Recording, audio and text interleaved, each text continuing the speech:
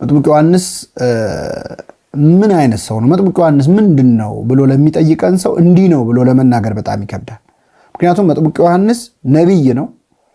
ስለ ክርስቶስ መምጣት አስቀድሞ የተናገረ ነብይ ነው።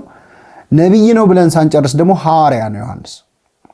እንደ ሐዋርያት ደግሞ የዓለምን ኃጢአት የሚያስወግደው የእግዚአብሔር በግ እነሆ እያለ እየጠቆመ በእጁ ያስተማረ ነው። ስለዚህ ነብይ ነው ስንለው ሐዋርያ ነው።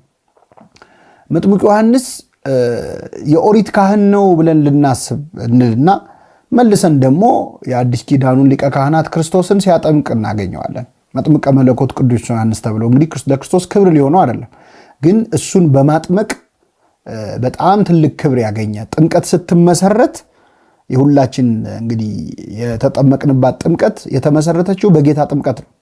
ጥምቀት ሲመሰረት አገልጋይ ሆኖ የአዲስ ኪዳን ጥምቀት አስጀማሪም ሆኖ ደግሞ አብሮ ሲያገለግል እናገኘዋለን። ሰማዕትም ነው ዮሐንስ።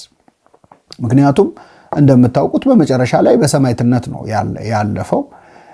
ባህታዊም ነው፣ በበረሃ ሲጋደል የምናገኘው ነው። ሰባኪም ነው፣ ነገስታትን ሳይፈራ የሚገስጽ ነው።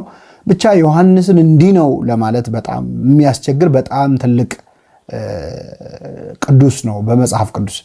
መጥምቁ ዮሐንስ ክርስቶስን ለማገልገል ወይም ለጌታው መንገድ ለመጥረግ ከማህፀን እስኪወጣ እንኳን መታገስ አቃተው።